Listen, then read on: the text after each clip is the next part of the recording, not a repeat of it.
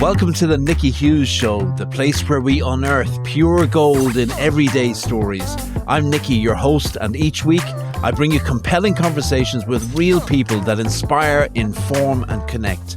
Whether we're diving into the dynamic world of business with business briefs, exploring the mindset of champions with sports shorts, or celebrating the unsung heroes in local legends, this is your space for powerful, impactful stories from remarkable individuals. So grab a coffee, settle in, and let's get started.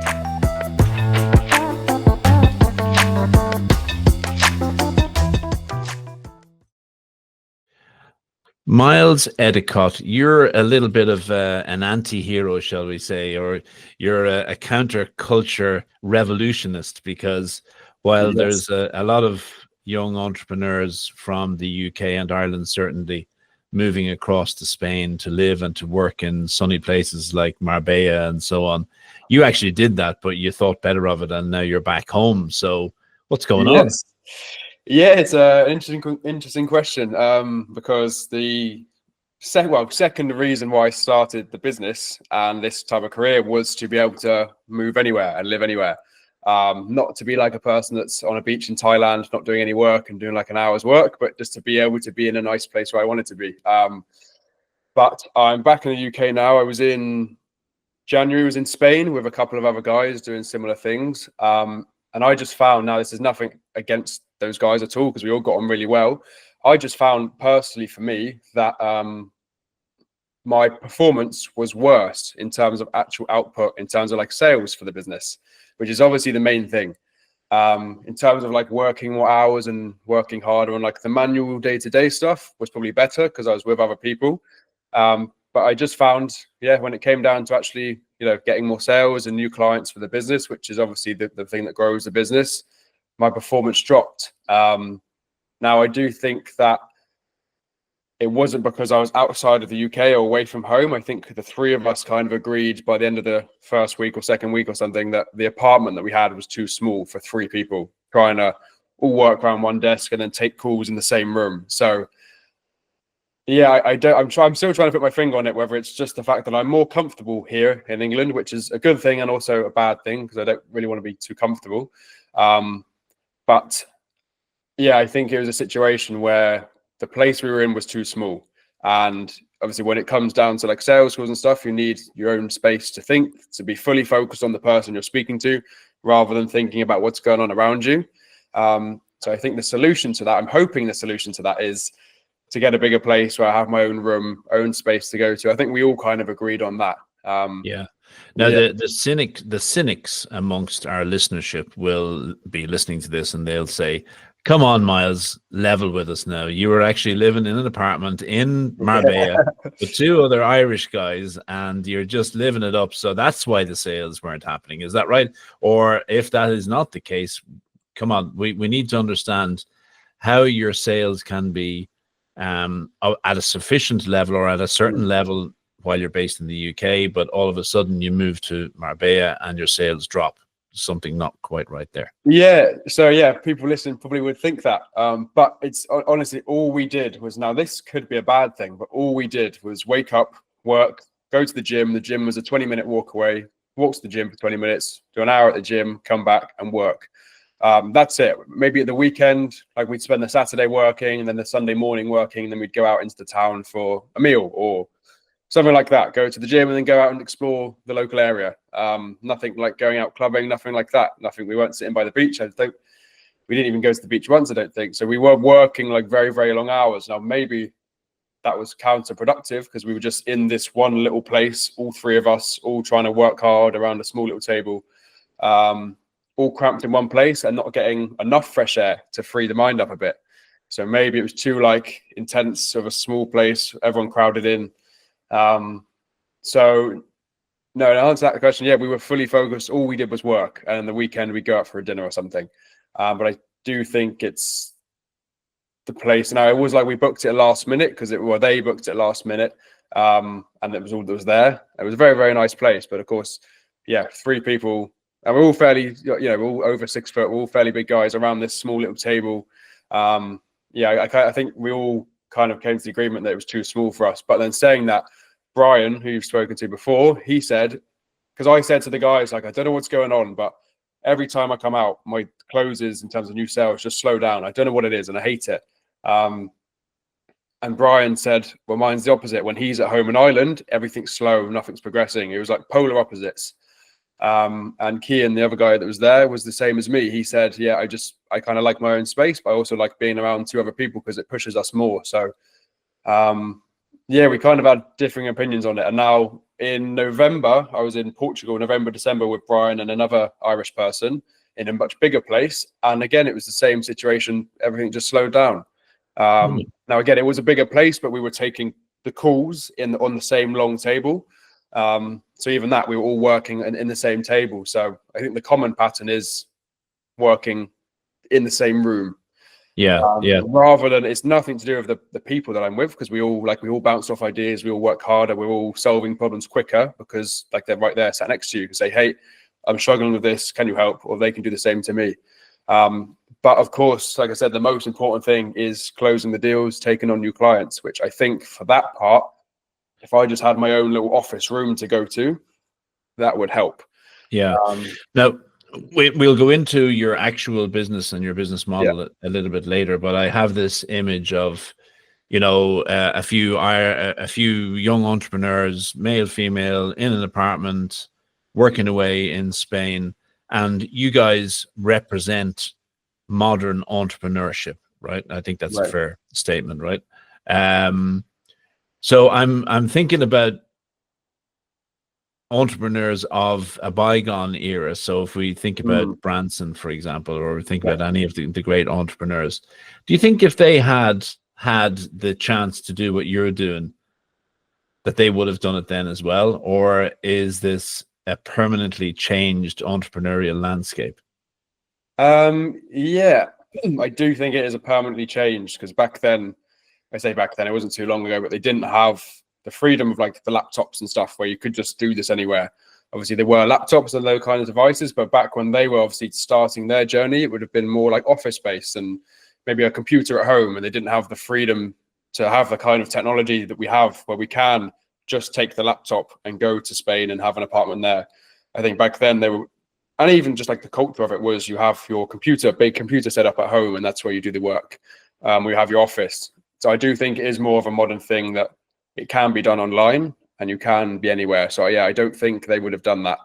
I think they would have maybe moved out of their hometown area, but moved into like an office in a different location. Or for example, I know Austin, is it Austin? Yeah, I think Austin, Texas is like very big for tech, for like it's the tech center of the world or whatever it is. One of the main cities in Texas, I believe it is Austin. But yeah, like that location, people may move to a certain location to have an office set up there to be in a certain environment. Whereas nowadays we kind of, because we can do it remotely, we choose the location to be in a nicer place, I think. So yeah, I don't think they would have done back in their starting up days. Yeah.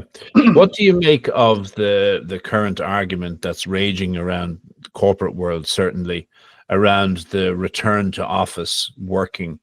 So obviously from COVID times onwards, we had a huge amount of people around the world working from home. Yes. That has currently been diluted a little bit. And now you have big leaders like Musk and so on mandating that people return to the office to work. Do you think that your experience in Marbella around your own ability to drive results is related to that argument? Do you think that productivity is better when you're working from home or in an apartment environment like what you did? Or would you support the going back to the office argument? Yeah, that's a good question. Yeah, because it's come up a lot, and I spoke to a family member about this, and they said that their routine is now going more towards back in the office. And I think it's a good thing, for example, in a corporate role to be going back to the office, because I assume people, they're just, well, I guess it depends where you live, but there's more distractions at home. There's also less distractions at home. So I think it depends on the person. But when you're working for someone, they want you to be working for the 9 to 5 o'clock, whatever it is, your 8 hours of work, to be fully focused on work. So I can imagine yes, it's best that people are in to fulfill that role. But for me, where I'm working at home, but if I don't put any hours in, that affects my direct income. Whereas if someone who's working in a corporate role doesn't put hours in, it doesn't directly affect their income.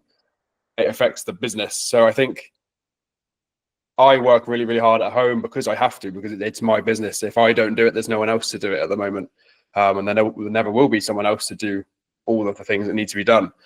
So I think in a position where you're working like a corporate role and you're doing like the 9 to 5 hours, it probably is a good thing to be going back in the office, so that you can be fully focused on it. But yeah, for me, yes, it is at home, but I have to do it. If I don't do it, those hours aren't going to be put in by someone else. And the $60 million question is, now that you have returned to your hometown in the UK, have your sales results gone back up again? Massively. And this is what I said on the week before I left. I said to Brian, because I knew I had to go home for a family thing, I said, watch it happen. I said, as soon as I get home, I'll click my fingers and they will fly up. I literally said it to him and he said, yeah, fair enough. And that's when he said to me, mine's the opposite. If I go home, everything will slow down. And literally between now and being home, then and being home, like flown up. So it is a weird situation. Because when I went to Portugal, November, December, it was a case of, I went out to Portugal because a few months before I had so many new clients coming on, everything was going really well. I got there, and then I think I was there for 4 weeks total, 3 weeks with the guys, and not a single new client, like nothing.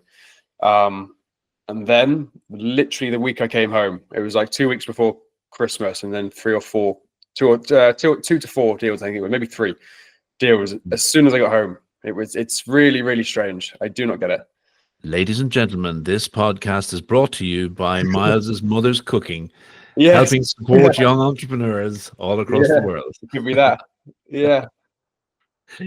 Speaking of your business, Miles, what do you do, and where are you on your business journey? Yeah, so we are a B2B lead generation. So I work with local home service providers, so like pest control companies, pressure washers, heating and ventilation, painters in America, and one in the UK and one in Dublin and Ireland. And we run cold email campaigns for them to help them get commercial customers. So these types of companies are very, very good at getting like residential properties. That's their bread and butter. They know what to do. But when it comes to commercial, which are typically higher paying jobs, easier to work with, like just bigger ticket jobs, they struggle to get them. So we run email campaigns because it solves the 2 main pain points for why they struggle to get them. Those 2 pain points are, because with commercial, you can't just like knock on the door and find the right person. You have to meet the decision maker. Otherwise, you could give a quote to the receptionist, but it won't go anywhere. So the first thing is they struggle to get to the decision maker. And the second reason is it takes too much time for them to do it because they can't get to the decision maker. So like they could knock 100 doors and get through to 2 decision makers, and then you have to hope that they have time to speak to you, things like that. So the way we do it is we get them straight to the decision maker to solve that first problem, and we do it via automated email campaigns, so that 0 time investment for them to solve those 2 things. So sorry. They really, really like it. And in terms of like my business journey, been maybe slightly over a year now. The first 6, maybe like a year and a half, just shy, between a year and a half. The first 6 months was very, very not, I was going to say ups and down, but very, very down, really. The first 6 months is the hardest part. But now, finally, what's the phrase? Taking the fruits of your labor, something, one of those ones. Very good. They're all paying off the past 6 months. So okay, well, let's unpack a lot of this, because there's a lot in what you've just said. Yep. So the first things first is for those who are listening who don't understand what B2B is, can you explain what that is, and then give me the other types of business that you could be involved in?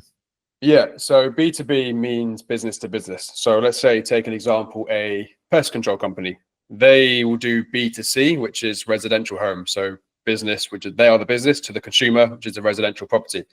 And they're very, very good at getting those. That's just what they do best. But when it comes to the B2B, so that could mean the pest control company selling their service to a restaurant or a gym or a supermarket, a commercial property, so to another business. So we get them the contracts with these other businesses. So from their business Yeah. to another business. So that's interesting, because when you mentioned B2B, I thought it was your business to another business as opposed to your business connecting to consumers. But in this Right. case, it's B2B. So it's your pest control company reaching out to other commercial businesses rather than householders. Yes. So I guess it is both. So my business model is B2B. So me selling to the pest control company and me working with the pest control company, which that's B2B.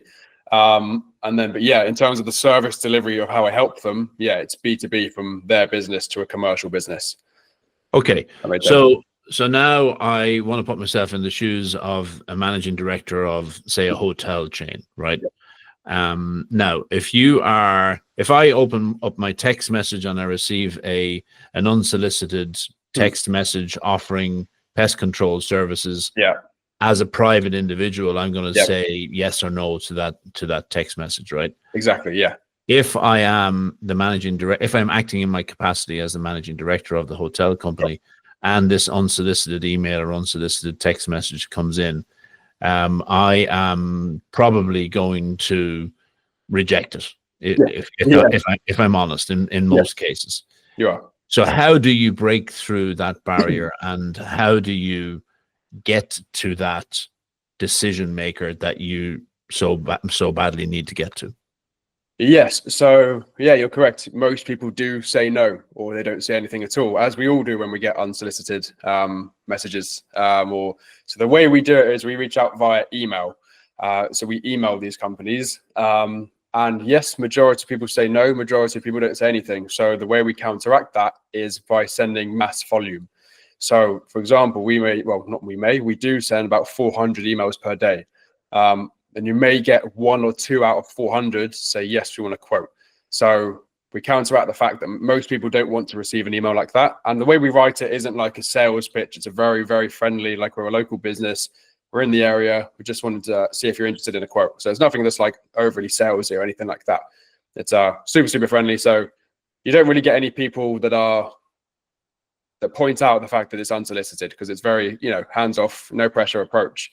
But yeah, we counteract the fact that most people say no, because no one likes being pitched or anything like that, with the fact that we can send at mass volume, which is why it saves so much time, because we go through the fact that we're getting lots and lots of no's by sending the volume. So yes, the client may be getting loads of no's, but they're still going to get a yes because we counteract it. If that answered the question. Yeah. And it's amazing to me that this is a business, a very legitimate business model. So yeah.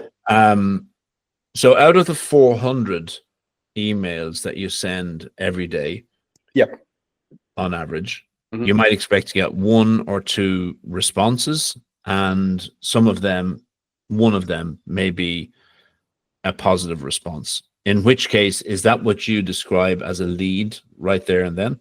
Yeah. So overall, we typically get about 5% of them reply. So that's what you kind of want to aim for. Between like 3+% is what you want, because I can explain it in a second, but a negative reply is actually a very good thing with people saying no. The reason for that is because it makes the email account look natural, because you just get people saying no. There's more human replies coming through, which is a good thing. But yes, we may get about 5% of people reply, which is 20. If some had 20 replies around there per day, or 10 to 20 replies per day from that, and then you may get 1 that is a positive one. So the only ones that count as actual genuine leads are the positive ones. So people that say, hey, thanks for reaching out, we'd like a quote, or hey, when can you come by to visit the property to give us a quote? Anything else is completely irrelevant for the client. They don't count. So we only count people as leads, to use the word leads, as people who say, yes, we want a quote, yes, we want what you've offered us. But you're not sitting there reading all those responses and replying to all those responses, are you? I'm reading them, but I'm not replying to them. So, I'm actually hiring someone now to do the reading part, because it's quite a monotonous task to do. And someone else I don't need to be doing that with the stage right now. But all the replies come into one main inbox. So I may have 10, 15 campaigns going out for different clients, but all the replies come to one inbox.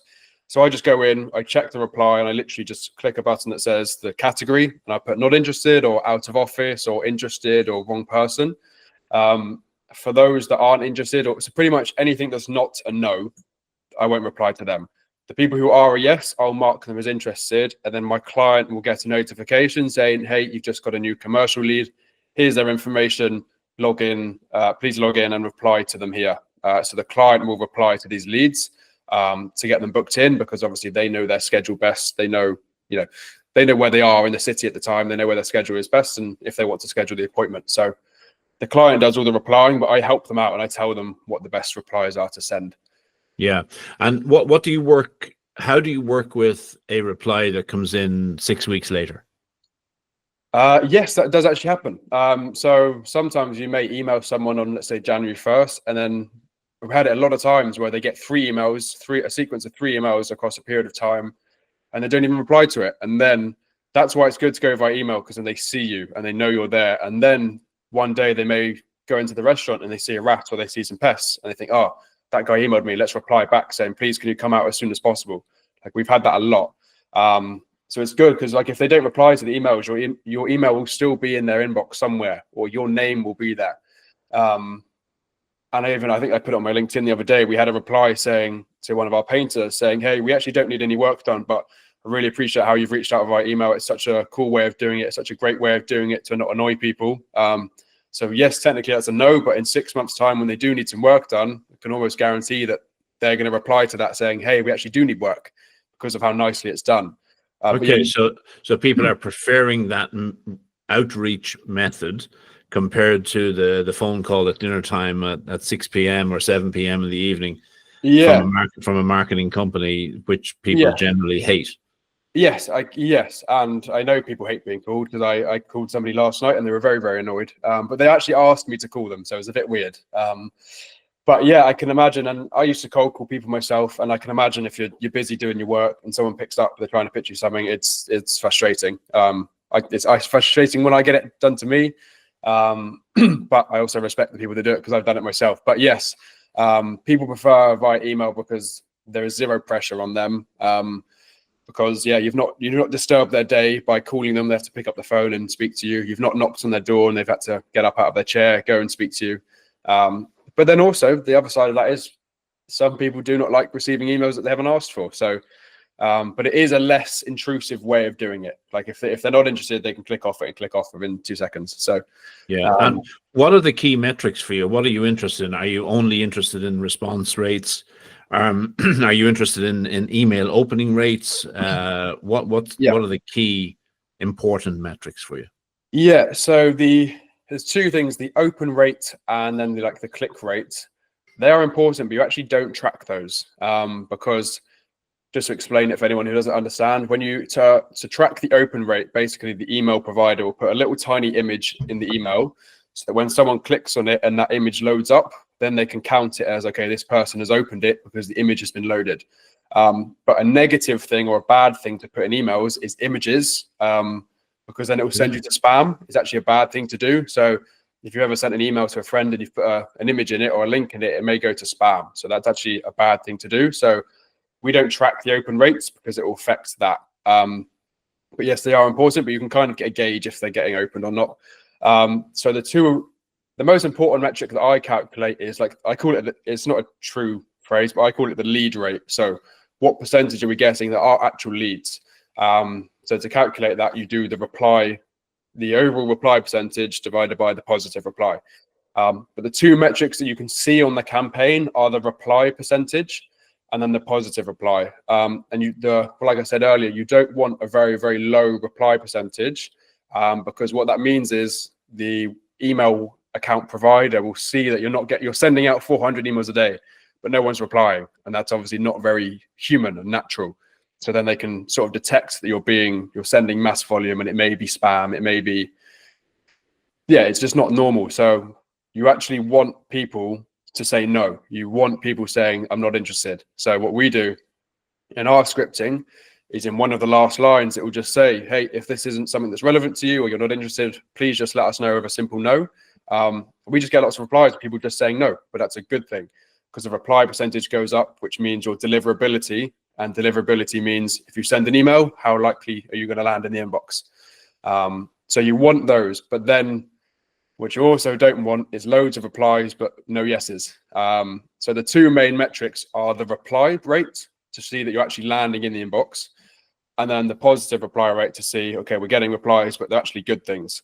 And you can kind of, by testing different scripts, you can measure, you can see which part of a script is causing which percentage to improve it constantly. And then from there, what I do is calculate the lead percentage to see which is actually getting us the most actual leads.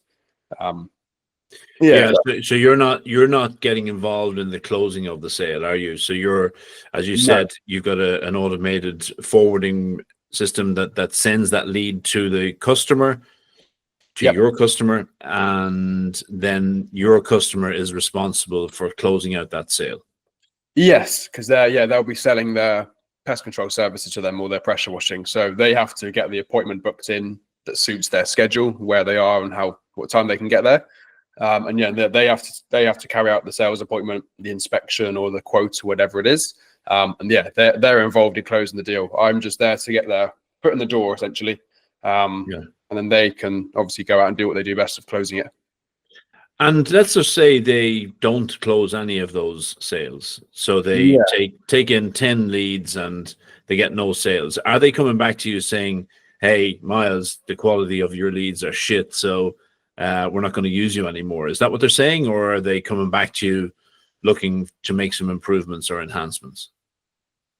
Most people are very, very happy because the way we do it, and with commercial, a method that they typically use is like big lead vendor platforms like Checker Trade, or in the States is Angie or Home Advisor, where you go on there, you pay them X amount of money, and you get, like, you pay per lead, but that lead can be bought by 10 other companies. So that lead's going to be getting 10 quotes, and they're going to choose the bottom price because they have so many options, or they're just not really serious. So they often, well, I'd say 99.9% of people say we buy platforms, leads from these platforms, and they're time wasters. So the good thing that, or I say the good thing, the most important thing that we do is I would only work with one company per area. So I wouldn't be distributing any leads around. Every single lead I get for that company is solely for them. There's no one else involved. So when they get there, the commercial property hasn't got 10 quotes. They got much less quotes, or no quotes at all.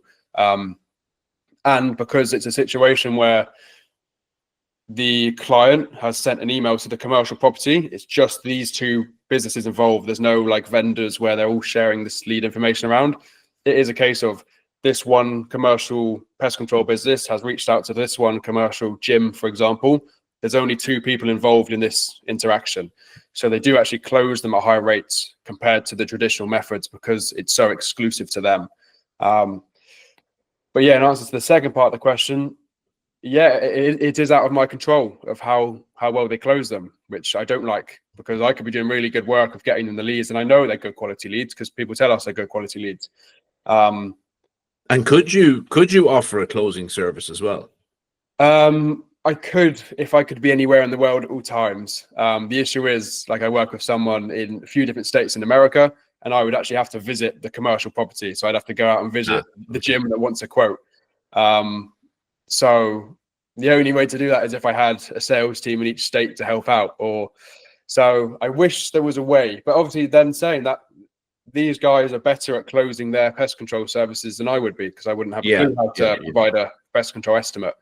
Yeah, but you might conduct a pre-sales interview with the customer or something like that, and then hand it on to your customer in a better state of readiness for sale.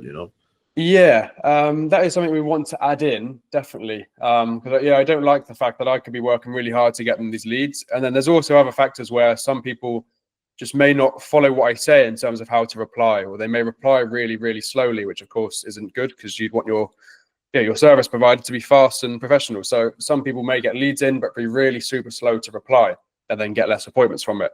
Or they may be extremely salesy with how they reply. And then obviously people don't want to be sold to. So they may reply saying, hey, we can get your free no-cost sales appointment set up to sell you our services in the email. And of course, no one's going to want that. So yeah, I can give as much guidance and tell people, okay, I know what works. Please just follow it. But you do deal with people that are so, stuck in their own ways. They think their way is the best, and they don't want to listen to another person's ways. That it will affect how well they convert people into sales appointments, and then ultimately, obviously, closing the deal. So, Yeah. but the people who listen to what I tell them to do, because what a lot of people forget is this isn't like a normal lead where the lead has reached out to them saying we want a quote. You've actually reached out to the lead. You have asked them, can I offer you my services? So you can't just go about it in your normal way of how you usually speak to customers. You are the one trying to get them as a customer. You're trying to get them to pay you. So you have to treat it very differently to a lead who's messaged you saying, hey, can you come out and visit us? Which a lot of people don't like to accept, but when they do accept it, they see the big difference. So a lot of work is spent pushing people to just follow what I say.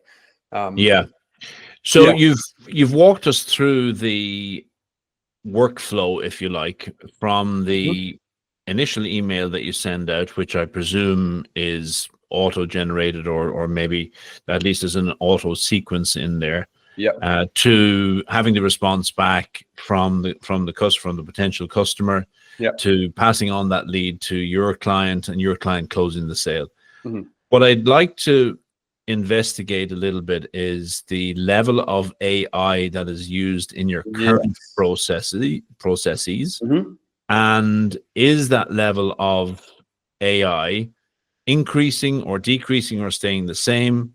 And where do you see the whole role of AI in your business model going forward? Yeah, it is an interesting topic, which I find AI quite a scary thing, to be honest, because it's just so quickly it's come on to take over so many things.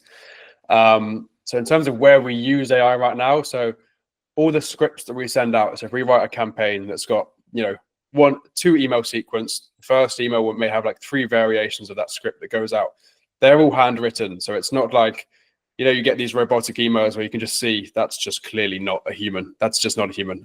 So we don't do anything like that because it doesn't work. So I sit down and write out all of the scripts. The way AI comes into it is because each part of a certain section of the script, so the company name or the person's name or their location or the type of property they are, will be personalized to them.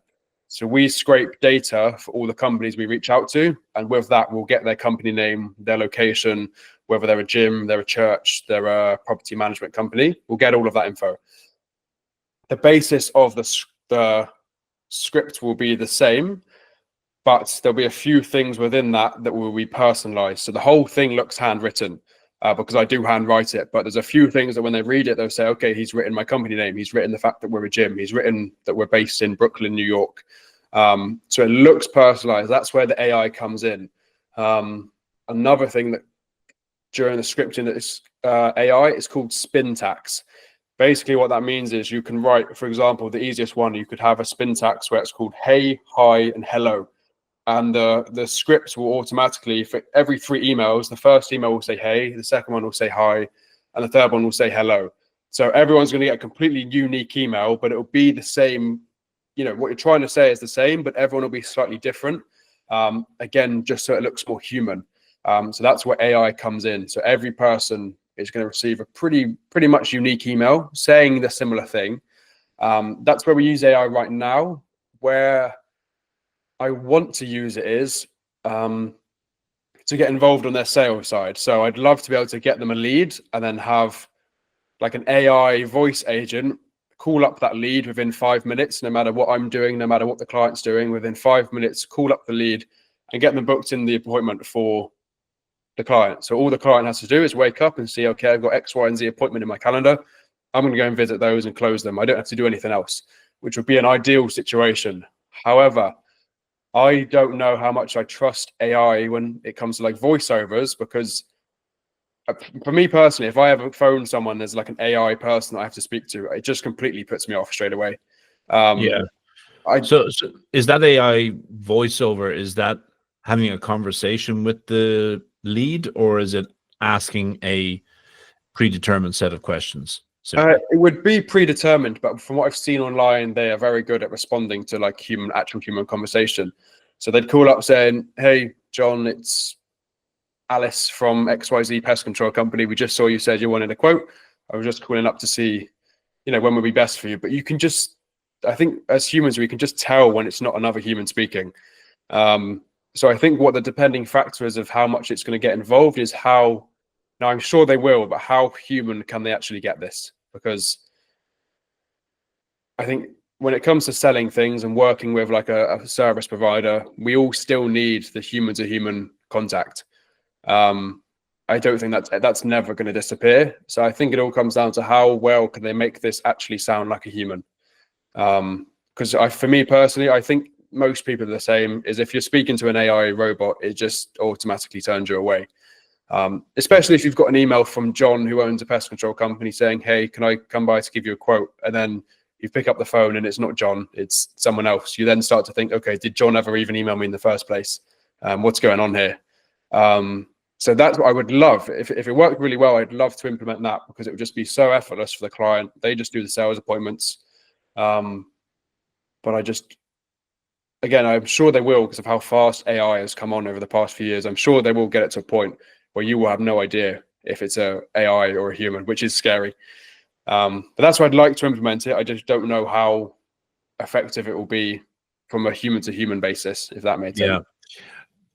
Do you think that AI, the development of AI, will spell the end of this type of entrepreneurialism because it's all so heavily automated?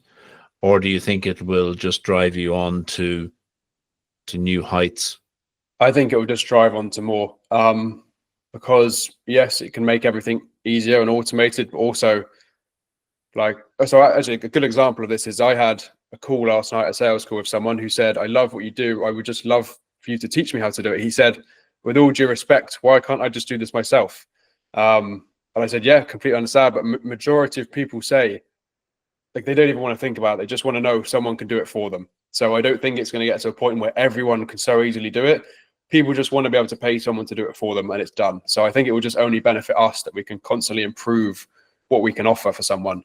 And is there not a business opportunity there on the educational side for you, or has that been done to death already? Well, that would be it would be kind of counterintuitive, because my whole business is I take on clients to do this for them. So this is what he said. He said, this is probably a bad thing to say. It's probably counterintuitive, but could I pay you could we start working together? And then a few months in, you just teach me. Or he said he'd pay me to teach him. I said, yes, I would do that, but then I would also lose you as a client because I've taught you. So, or else he gives you 4 other leads for other companies who are looking for a similar education. Yeah, all that. Yeah. So, but the thing is, it's not too difficult to learn. You just have to do it. But the thing is that most like pressure washers or pest control companies, they're just good at killing pests, or they're good at cleaning driveways. They don't really want to know how to do any of this stuff. Yeah. They don't want to be doing their Facebook ads. They don't want to be doing their email campaigns. They just want to clean driveways, or they want to serve pest issues. So I don't think it will ever be a point where it's never going to be a need, because a lot of people just want to do what they're good at, which is delivering their service, and then they have someone else that's good at delivering my service or another service for them. Yeah, I don't think it will ever take over and not be in need. As you know, we have talked to a number of your compatriots on the show over the last number of weeks. And while we haven't, and I certainly don't want on this occasion either to go into your own personal revenues and finances. However, it would be remiss of me not to ask about the types of revenue that you can glean, or that one can glean from a business of your nature. So I've heard numbers like 20 grand a month, 30 grand a month, 50 grand a month, 80 grand a month, 200 grand a month being bandied around like confetti. So my question to you is this true, or is this like another pyramid marketing scheme that we've all heard about over the last 50 years, that once you actually get seduced by the thoughts of making these millions, once you actually get into the business, it's just not there unless you are one of the lucky ones. Is it the same with this business, or are those figures actually achievable? Yeah, no, this figure's real. It's now granted, there is a lot of things online where people fluff up numbers. Sorry, but no, it is real. It's very doable as well. The reason why people don't make it to those kind of numbers is because they just give up. And the issue is online, there's a get rich quick scheme now where you see all of these numbers and everyone thinks, oh, I'll give it 3 months and I'll be making 10 grand a month. That's kind of like the buzzword number is 10 grand a month in the online space. And people think it's easy because it's painted out to be easy. Like you see people living in Marbella or living in wherever it is, and they think, oh, they just sat there on their laptop, not doing much. And they think it's easy. The reality is it's not easy, but if you just don't give up and you actually dedicate yourself to it, yes, you can hit those numbers and way beyond. So I'm in a network group called the A Players Club that was stemmed in Ireland. Now it's got some, European people, but it's majority Irish. And last week we had a guy from the UK, and he works with painters in the US, and his agency does 200 grand a month in revenue. A couple of weeks before, we had a guy called Matt Shields, who's a big name in the US. He had a real estate marketing agency. They were doing $500,000 a month. So it's, yes, the numbers are doable. Okay. And what kind of margins are we talking about out of that $500,000 a month? So obviously, he's paying staff. He's got overheads of perhaps an office or an apartment or whatever it is. Yeah. What are the major overheads that you have to cover? In this type of business, and what kind of margins are you expecting?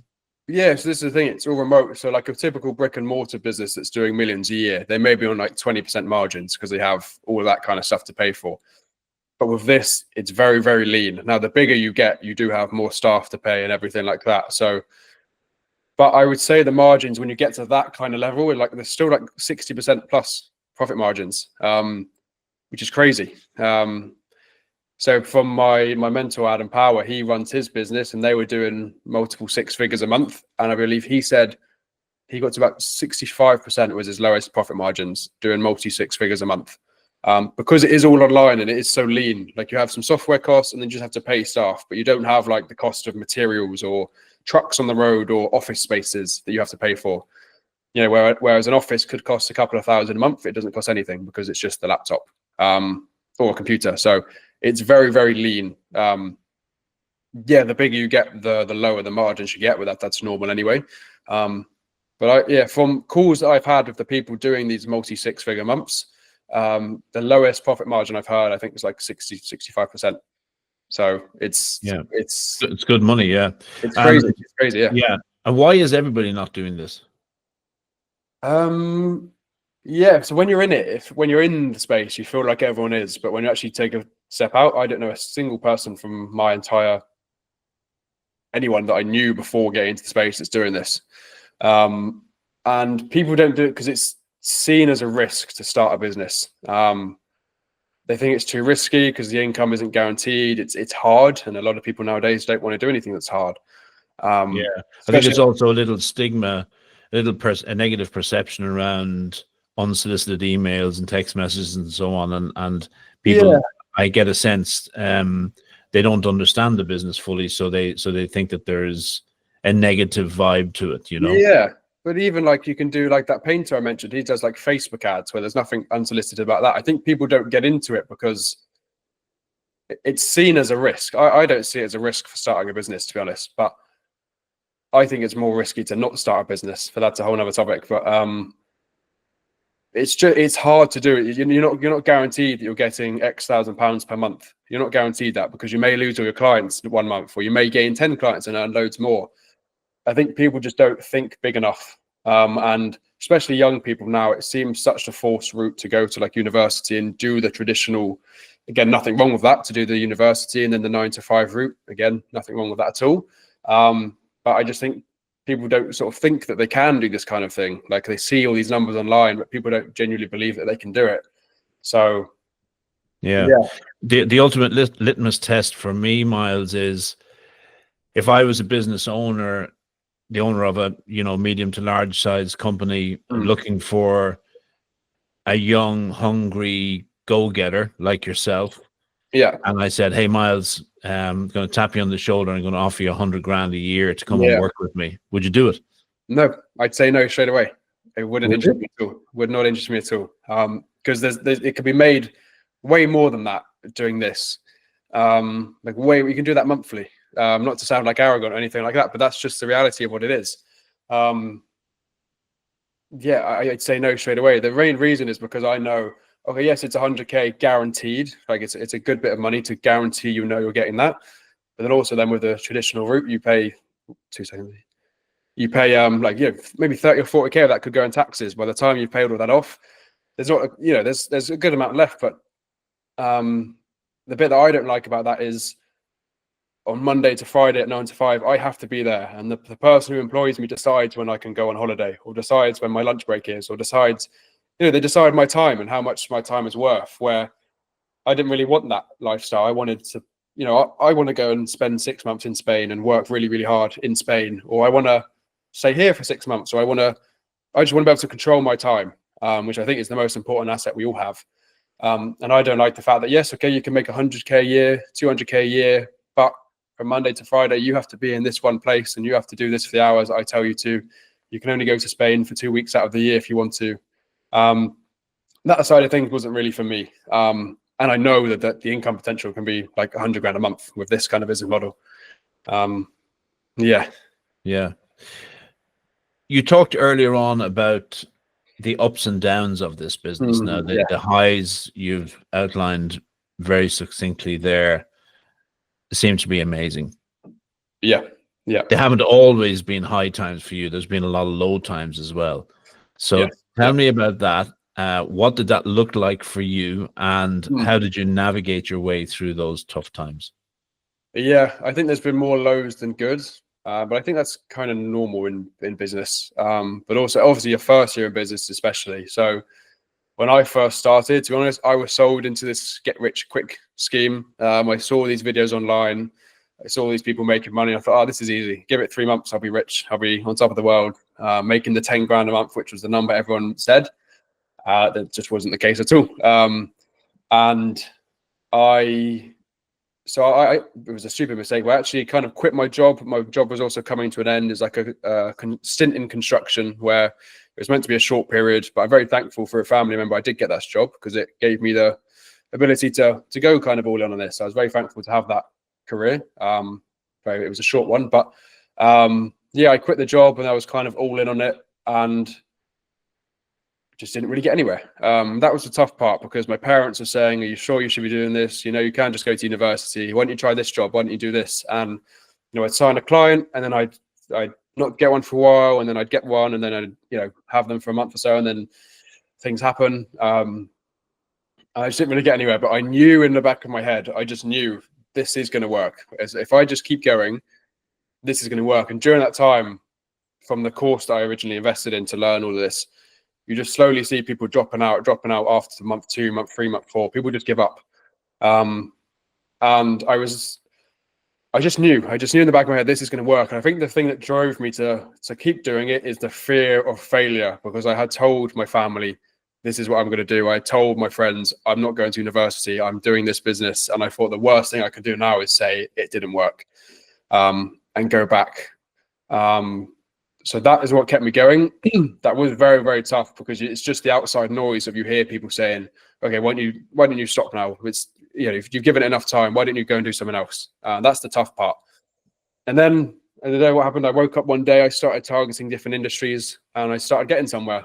First few clients, bit of momentum. And the game changer was through this A Players network club that I mentioned. I went to a mastermind event in June last year. And that is when I met people my age doing these numbers that we've talked about, actually doing them, not saying that they're doing, but actually showing me on the phone, this is what I'm doing. In a very nice, villa that we were rented between 12 guys for the mastermind event in Marbella, in a nice villa, looking over the hills. And seeing it live, I actually went, okay, this is actually possible. I understood it was possible, but I now actually believe it's possible. That changed a lot. It changed a lot of our lives, actually, that event. And yeah, from there, it kind of was upwards from there. But then what also happened is I came back and I thought, okay, I'm really, really motivated. I now believe that I can do this. And then I started working with a mentor, Adam Power, who are a couple of the guys I mentioned. And, while sort of fixing what I had done wrong and working out what to do best in the first month with him, I actually crashed down to 0 because I was on pause. Like I was trying to actually learn what he was teaching, which was a good thing. But during that time, during that first 4 weeks, I crashed down to pretty much zero.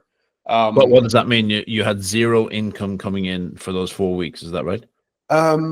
Pretty much. It was very, very minimal. Like I'd lost all my current clients because I hadn't lost my current. No, I did lose some clients. I delivered them very, very good results, but things just happen. You lose clients because stuff in their life happens, whatever it is.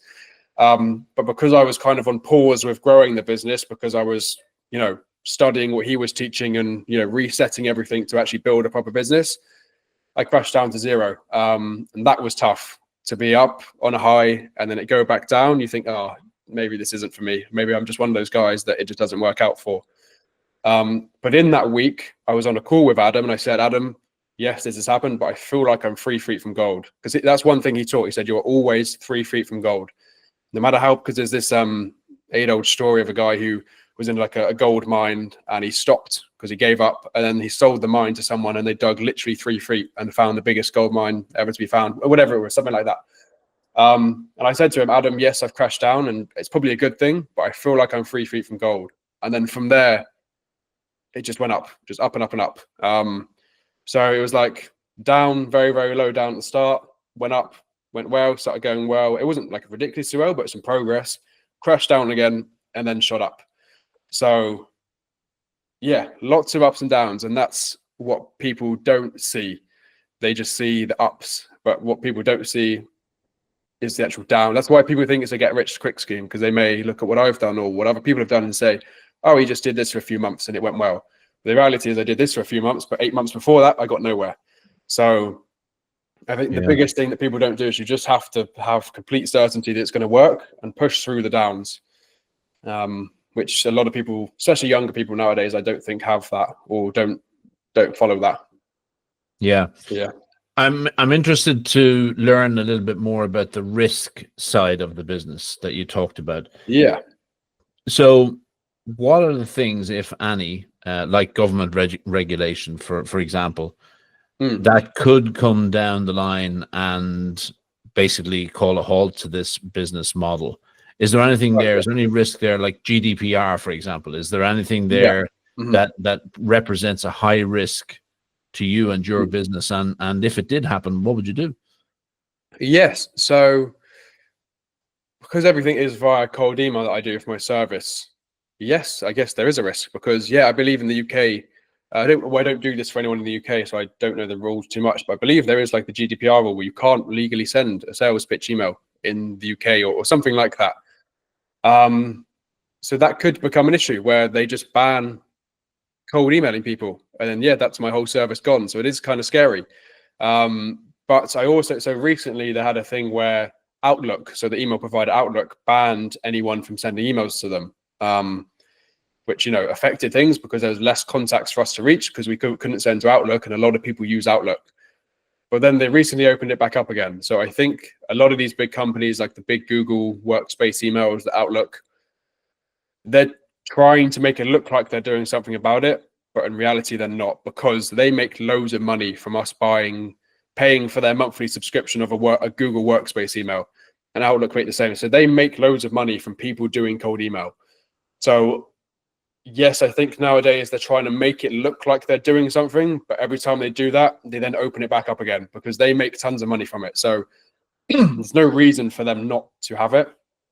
The only possible regulation could be, if like the government in put a rule in place that you can't do this. That is a thing, I guess. But then we kind of do it, and I understand for those like proper heavy sales pitch, we kind of do it as just like a friendly way, saying, hey, like we're a pest control company, we're a pressure washer company, would you be interested in a coat? There's nothing too salesy, but I guess it is classed as a cold email. So if that did ever become a rule saying you can't do this anymore, it is a concern. So I guess that is something that differentiates us. I mean, I don't really see, at a young age, I don't really see starting a business as a risk because, for example, I could, if this doesn't work out, if I give it 5 years, I can just go back to my original plan of getting the degree and then getting a corporate job. So I can always just go back to that. I always saw it as a bigger risk of, okay, if I get the degree and I get the corporate job, I'm risking the potential life that the successful business could have given me. So I see that as more of a risk. But I guess when you're in your 30s or 40s and you have children to pay for, you have mortgages to pay off, then yes, it is more of a risk. But I think if you're at a young age and you can do it, I guess I have rent payments to pay, food payments, all that stuff. So, but Miles, let's be honest. You're not going back to a corporate job ever. No. Yeah. There's not a chance. Once you're in and you're properly in and you know it's for you, there is kind of no turning around. Yeah. You'll find a different way. You'll find a different stream. You'll find a different model. You'll find something that will help you to maintain the lifestyle that you have. On the lifestyle piece, you're in a room. You're in your home. You're in an office. You're in an apartment somewhere. Yeah. You're working 10, 12 hours a day, sedentary, at the computer. Does the prospect of the next 20 years doing that every day excite you, or would you like to get out and about and do some stuff outdoors? Yeah. If it can bring in an income for you as well. Do you miss the non-sedentary lifestyle? Yeah, it's a good question. And my grandparents asked me on this the other day, because I mean, they don't understand this at all. But yeah, they said, but you just sit on the computer all day. Surely you want to get out and do stuff. And they didn't get it. But the only reason I do the amount of hours that I do now is because I know what the level I'm trying to build it to.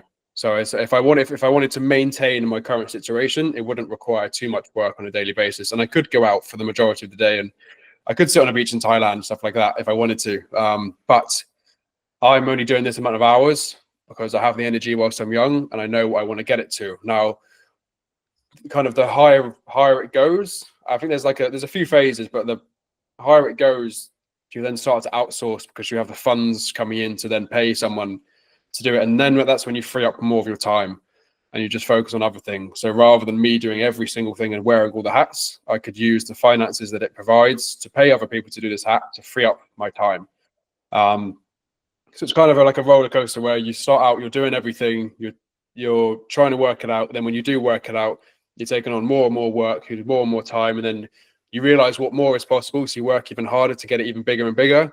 And then you get to a point where it's like, okay, we now want to get this to the next stage, but I can hire people now to free up more of my time. So I think it's a situation where, yes, for the maybe first couple of years, you have to devote everything to it. And then you can sort of outsource things and have more time to live more of an actual life rather than just in the laptop all day.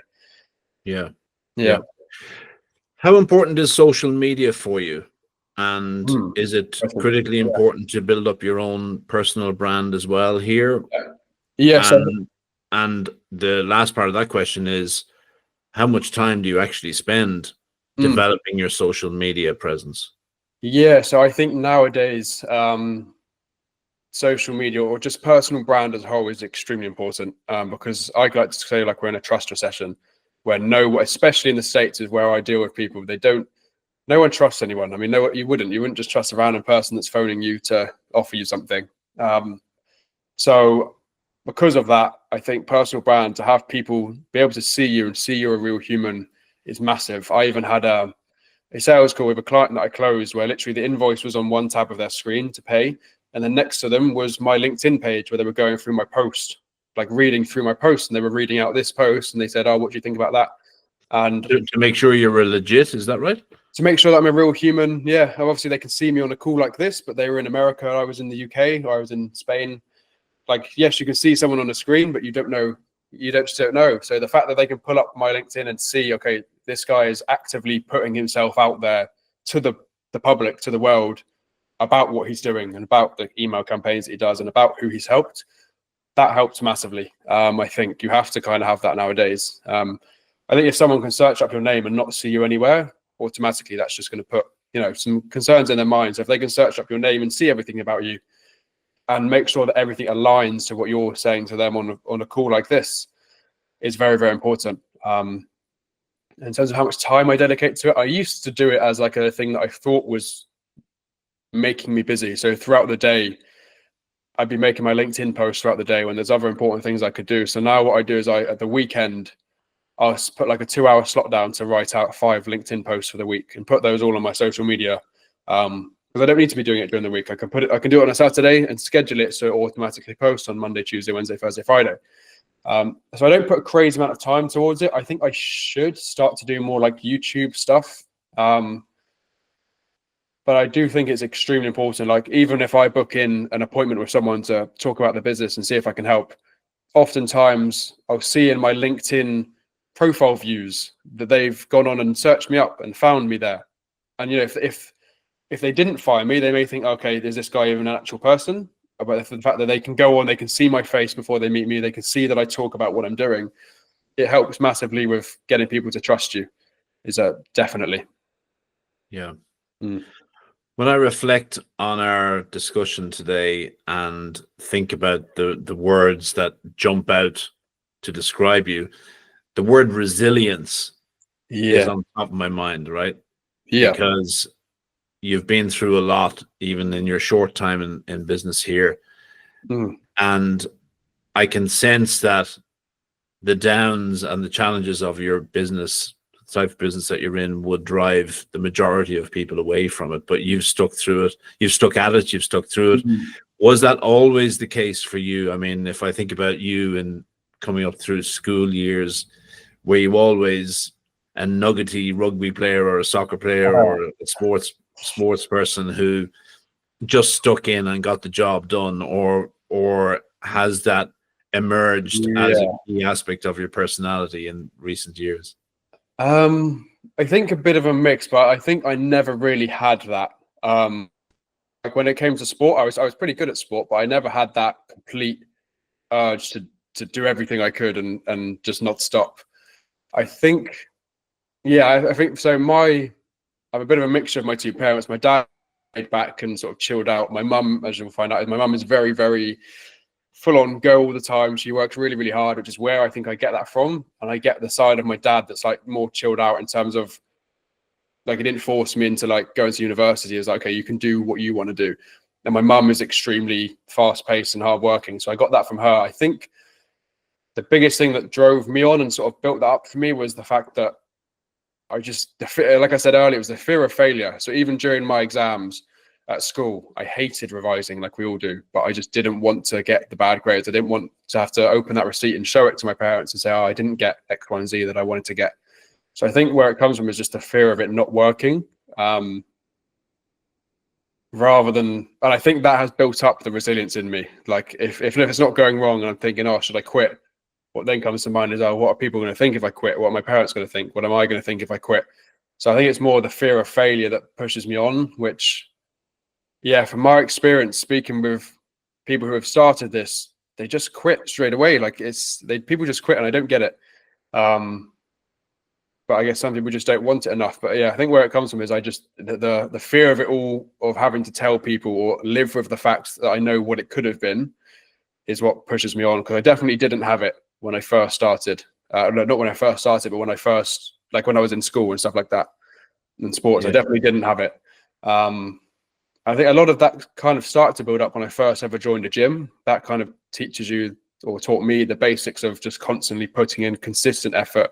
And if you stop putting in effort, you very quickly go backwards. And like, if you don't put in effort, you don't get anywhere in progress within the gym. So that taught me a lot. And the fear of failure was my main thing. And I still carry that today.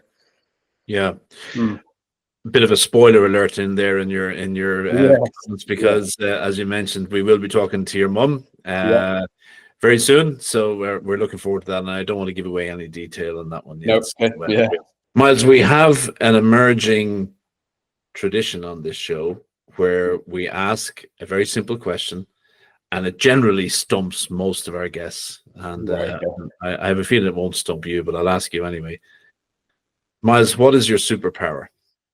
That is a good question. I think it is the exact topic we just spoke on. It's just don't stop. I think that's what I'm good at. Is I just don't give up with it. That's what I think. I mean, of course, if you give up, you fail. I think what's just kept me going, have got me to the point where I am today, and I think to get me a lot further, is just not giving up when it gets tough. Because when you're in business, like, majority of your day, you're 99 things that happen are solving problems that's going wrong, and then 1% of the things might be good things. So you're just constantly battling problems.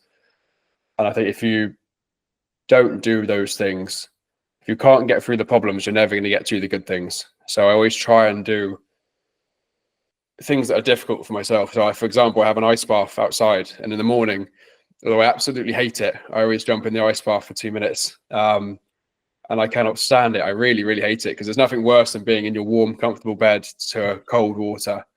But I've just found even small things like that, if the rest of the day doesn't go good, at least I've overcome something in the morning of getting in the cold water that I didn't want to get in. So I just think doing things that you don't want to do and accepting and just understanding that it's going to go wrong. There's always going to be problems. It's not always going to be the good life. It's always going to be things that are tough. I think I'm just good at pushing through those, even though it may cause a load of stress, but I think I'm just good at trying to find a way to resolve it as soon as possible and just pushing through when it is tough, which I think I got that from the fact that it went so wrong for well, not wrong, but I didn't make much progress for 8 months. So I've had that experience of, okay, this is not going to be easy. And when it came back to earlier, when I said I'd done cold calling before, that teaches you a lot. I think that's a good thing for people to do in this kind of business, is cold call, because you may phone 100 people and only one person out of 100 may say yes to having another conversation to you, not even say yes to have your services. But you may get 99 people say no to even having a 10-minute conversation with you. And it just teaches you a lot. So I think the failures were a very, very good thing to have happened to teach me that, yes, it's normal for things to go wrong and to always push through. I think that's what I'm best at, is just always pushing through when it is tough, is the main superpower, I'd say. We've talked on the show a number of times about motivation and the different types of motivation, and I'm listening to your motivations, and it sounds like there's almost like a fear of failure or a fear of negative backlash from somebody else, which are all very legitimate ways to motivate yourself. I'm wondering, is if you looked at the motivation from a positive perspective, what motivates you in a way that makes you feel good, rather than what motivates you in a way that brings you to a place where it's not so good, if that makes sense? Yes. That does make sense. I think motivation is very, very good. A lot of people rely on motivation and they don't have the discipline. So that's one thing, is a differentiation between being motivated to do it, but then also the discipline to do it when you're not motivated is the most important thing, because there's only so far motivation can take you before you hit the bad day and you don't push on. I think what gives me the motivation is seeing what other people that are my age, which this is why the Marbella event last year helped so much, is seeing that, okay, this guy is 18 or 20 or 22 or 24 from Ireland or the UK, and he is doing this 10 times better than me, or was doing worse and now he's doing better. Actually seeing that other people who are similar, because there's this, my good friend James Gallagher, who's from Ireland. We had a conversation the other day, and he said there's type A mentors and type B mentors. Type A is like the people doing multiple hundreds of thousands a month, like Adam Power, that a few people have mentioned, where yes, they're very, very important to have, but the type B mentors are people who are your similar stage, but maybe 6 months ahead, or they're a few levels ahead, and they're more relatable. And I think being able to speak, because yes, Adam knows all the problems I'm struggling with right now, but the person who's type B is dealing with those problems recently. They understand it more, and speaking to them is more relatable. So having those kind of people and seeing that these relatable people are doing it is kind of like the best form of motivation to me, I think. As long as you don't take it as like comparison, as long as you don't compare your life or your situation to those, because it's an interesting one, because that, I think, I had it mixed the wrong way around. I compared myself to them, which was a negative, but then as soon as I switched that to okay, he's 20 years old as well, he's from the UK, or he's from Ireland, which is a similar place, and they're doing it, I think that is the best form of motivation to say. Yeah. And how does that make you feel when you think about that? So yes, it used to be frustrating, because I think I used to think, why am I not, he's doing this, why am I not doing it at that level? But now I see it as, it's more reassuring. Like, he's doing pretty much the similar thing to me on a day-to-day basis, and he's making it work. He's probably, and has, when I reach out to these people, faced this exact same problem, but he faced it 2 months ago, and now you've come across that problem. So it's very, very reassuring to see people who are within my age bracket doing similar things from similar locations, to actually be like, okay, this is possible. This isn't some made-up thing. What I'm going through right now, the good things, the bad things, everyone has been through this process. So I find it the most reassuring thing is having those relatable people to speak to motivate you through the hard times. Yeah, great. Well, again, as you know, we've talked to a number of people in your group over the last number of weeks, and some people have said, well, do you not get tired of speaking to a number of people who are mentored by the same person, or who are involved in similar groups and are operating the same types of businesses? And the answer is absolutely no. I never get tired of it, because I really believe that underneath every business story, there's a really great human story as well. Yeah. And I've learned a lot about the human condition from you today, Good. Miles. And your story is as remarkable, if not more remarkable, than the others that we've spoken to as well. So I want to thank you very much for coming on the show today. It's been a real inspiration, if I may use that word. Oh, thank you. And I can't wait to check in with you over the future months and years, and track your progress like everybody else. And hopefully one day you'll come back and give us an update on where you're at. Yeah, no, it's been really, really good some good questions to make me think and hear your opinion on it as well. So it's been really, really good. I appreciate it. Thank you very much. It's really enjoyable. Great. Well, best wishes. I have a suspicion that we may catch up with you in Marbella again at some point in the future, or the Antibes, or wherever. But one way or the other, you're through the ups and downs. Your career is sure to go in an upward trajectory. So good luck, and look forward to catching up again soon. I appreciate it. Likewise. Yeah, we'll speak soon. Thanks, Miles. Thank you.